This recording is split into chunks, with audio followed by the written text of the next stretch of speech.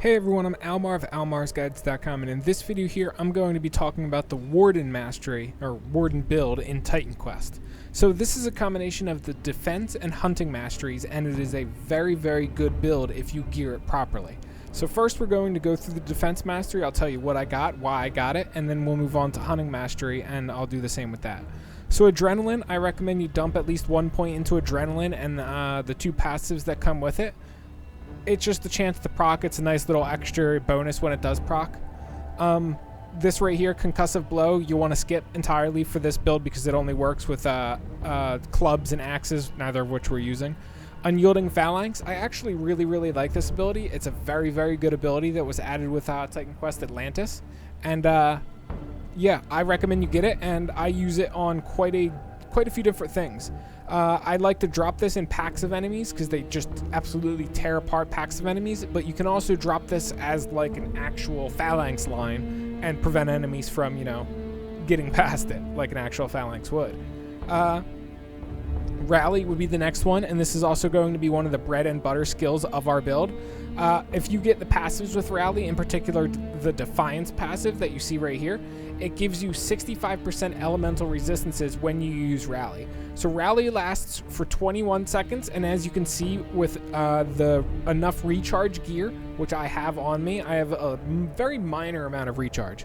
But with the minor amount of recharge I do have, I get it down to 21.6 seconds. So I can basically keep up 65% elemental resists at all times by spamming Rally, which I do, and that's a very important thing of this build because it allows us to equip more damage-oriented gear.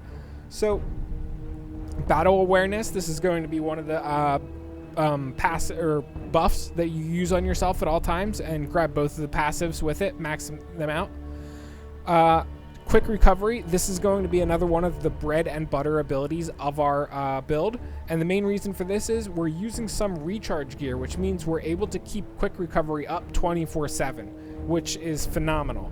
It essentially, one of the main things that quick recovery does is the best thing rather is it reduces the shield recovery time, as you can see right there, by 81%. That decreases the amount of time that or rather increases your blocks per minute, I guess would be the best way to describe it. Because the way that shield recovery, or the way Titan Quest works, is you can only block one attack every, I think, 3 seconds. And usually when you block an attack, you block the full attack, I think it is. I can't remember though. You block a certain, it's either full damage or a certain percent of damage. But I think it's like you block full damage if it's a certain type of hit. I can't remember, and I don't know the math for it, and I don't want to speculate if I'm going to be incorrect. But it is very good if you get it and keep it up 24/7. Shield charge. You can get this ability if you want and use it if you want. I have it, but I don't really use it. Batter. You can skip entirely. It's not going to be useful for this build. And back to shield charge real quick. The reason I don't use it is because I use takedown in the hunting mastery, which kind of does the same thing. You still charge at the target, so I mean, like, same concept. Colossus form. This is, I mean, it's one of the main abilities in defense that you got to get, right? Makes your character all nice and big, and it's really good to use for bosses. It's also really good to use if you want to clear a far distance really quickly.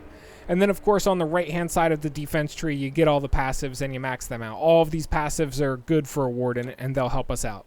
So moving on to the hunting tree, we have Study Prey, which is going to be one of your bread and butter skills. I have this bound to my right click because it's extremely important. Call of the Hunt. This is another one of our bread and butter skills for this build. We can almost keep Call of the Hunt up for the entire, like, we can almost keep it up 24/7, but we don't have enough recharge gear, which is a bummer, but that's okay because it's not required. But a very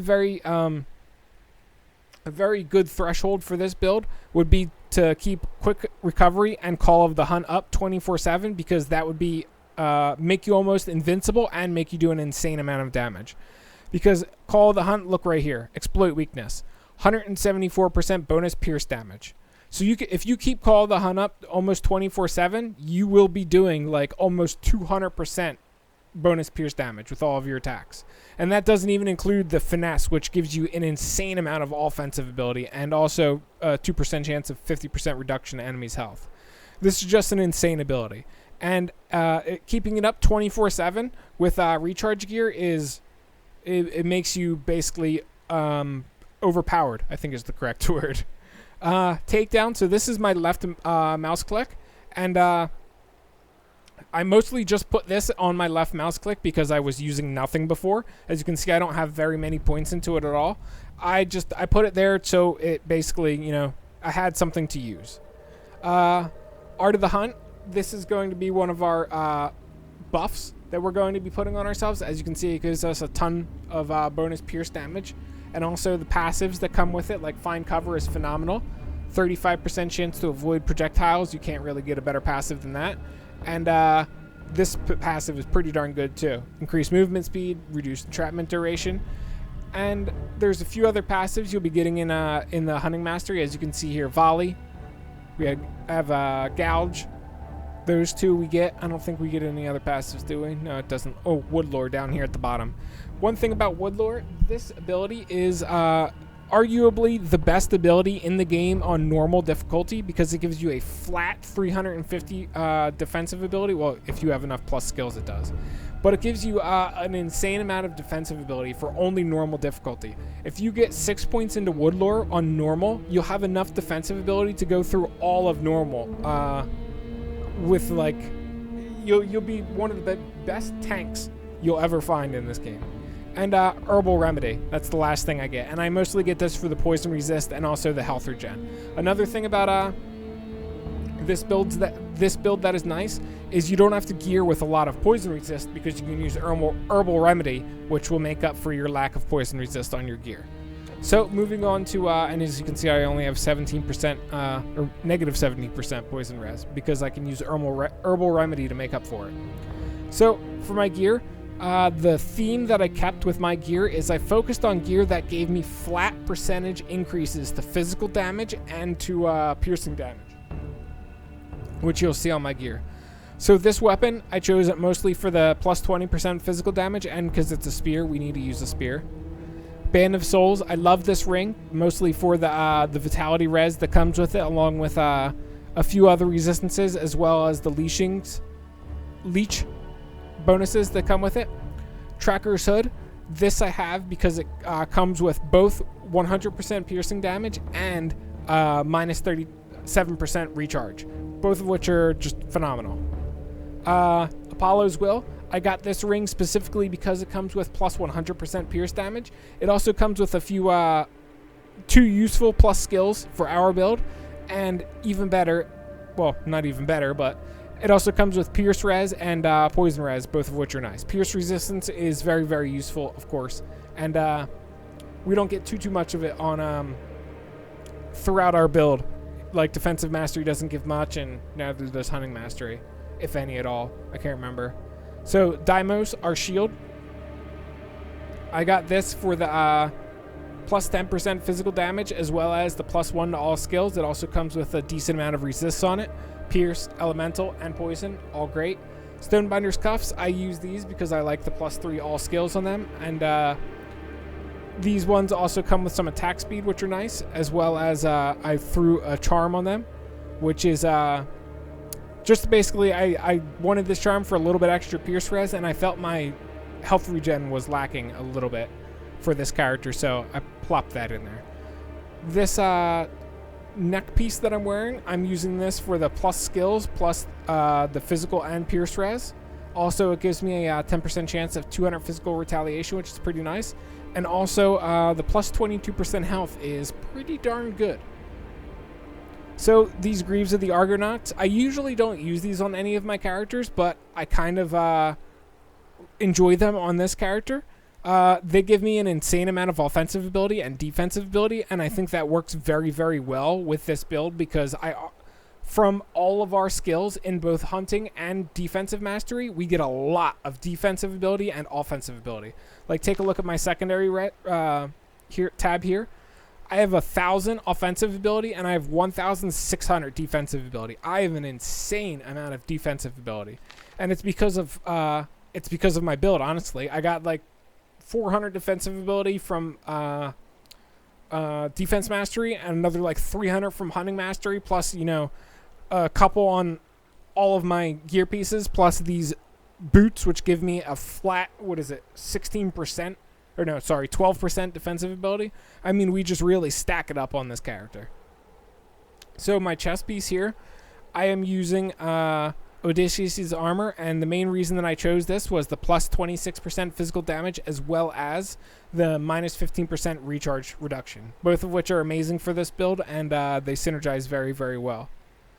Also, as you can see, the benefit from the reduction to all requirements from this armor and from these boots. If I didn't have the reduction to all requirements, I wouldn't have the strength required to wear both of those items. I would just have to dump a little bit more into strength. No biggie, I guess. And as for the charm, I did this, Apples of Idun. And I chose this primarily for the vitality damage resistance. That's what I care most about on this charm. So, going over the stat distribution for this character, I'd recommend putting a lot of your points into strength until you can wear your shield and the gear that you want to wear. And then I guess you also want to do a whole bunch of dexterity because we're doing piercing damage. So you'll want to do a lot of dexterity is like the main stat you'll want to dump points into for piercing damage. But putting a lot of points into strength won't hurt either because we don't do 100% piercing damage. Like if you look at our weapon right here, we only have 25% pierce ratio. So I'm kind of only doing like maybe 25. I might have something else that increases my pierce ratio. I'm not sure. I do not think I do. But I'm only doing like, if this is all I have, 25% pierce ratio, I'm only doing 25% of my damage in pierce. The other 75% of my damage is all physical. So I would honestly benefit more from strength. Well, see, here's the thing. I don't know. Because I have a lot of plus percentage physical damage as well as a lot of plus percentage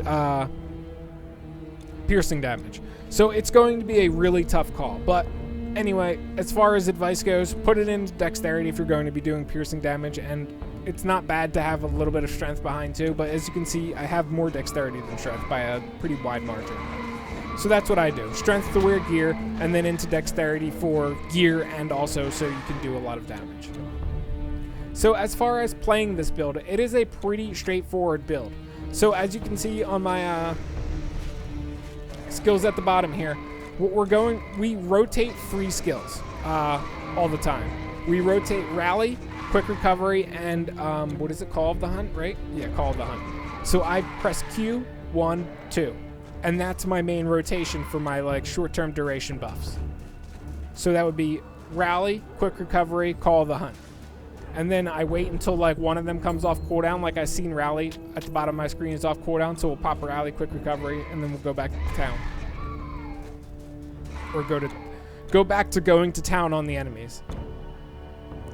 As far as engaging enemies and killing enemies, I open the fight with study prey on the enemy, and then I start stabbing him in the face with my spear, usually using the takedown ability since that's my left mouse click.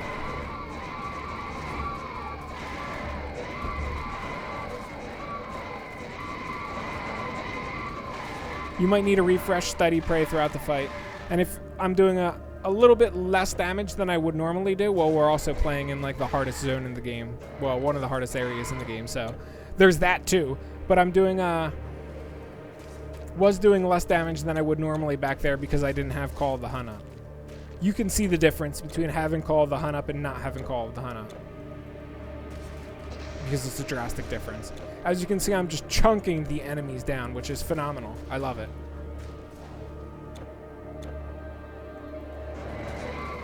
So here's the phalanx that I just dropped.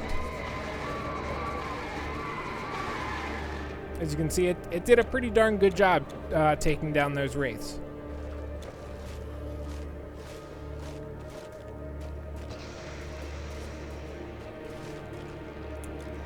So, let me get to where I'm going. Oopsies. This is the other thing Colossal Form is used for. I can just pop it and I can run at like super speed to where I'm going.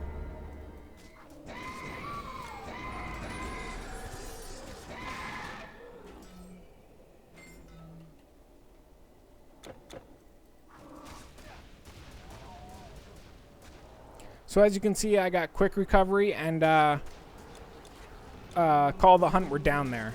So you've seen a few fights there without the 2 up. And now they're both up. So now I'm going to start chunking enemies' health away again. And as you can see, this build is pretty darn durable. If you've done this area through Legendary before, you'll know how deadly it can be.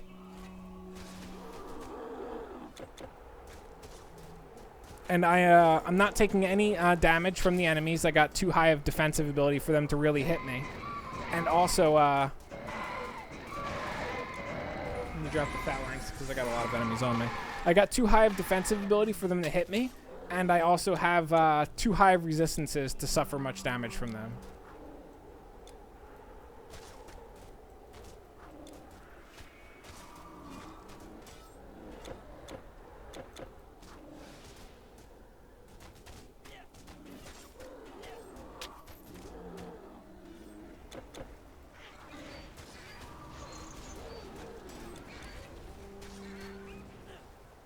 Now is going to be the ultimate test, because inside here is going to be super duper hard. Usually is for every character.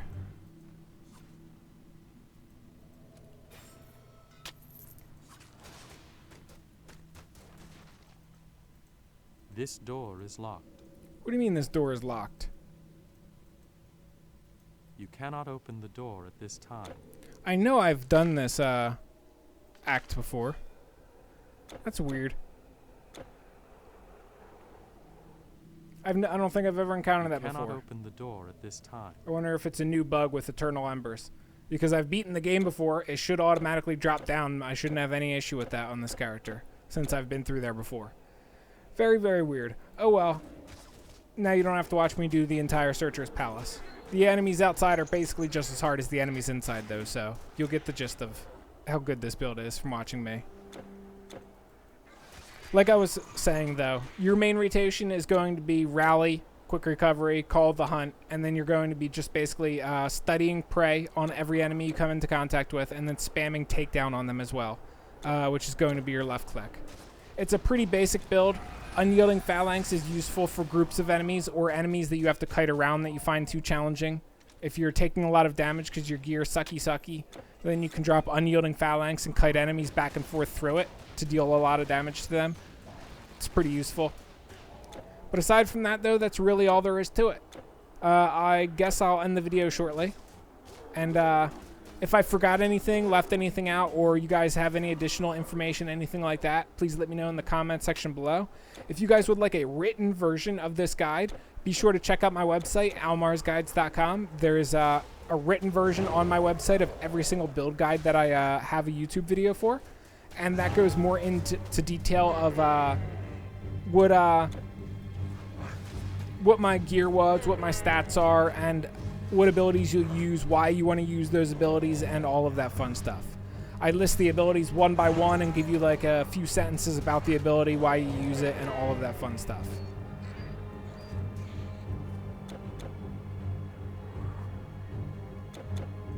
I want to take out this boss, then I'll end the video. Sorry, it's been going on a while. I like this build though. This is one of the builds I've enjoyed. One of the builds I've enjoyed more in a while.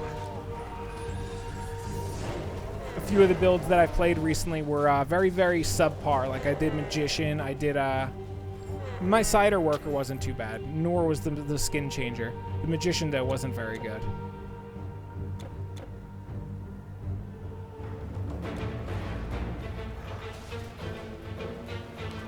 That, and after this video, I want to check to see if killing this boss allows that door to be open, because that's usually the order that stuff's done in. So as you can see, it's all easy peasy. Anyway, that's all there is to it. If this video helped you guys out, leave me a like, because that helps me out. And like I said before, if I forgot anything whatsoever, let me know in the comment section below. I'm always willing and interested to learn more. Aside from that, though, I will catch you guys around in future Titan Quest videos. Peace.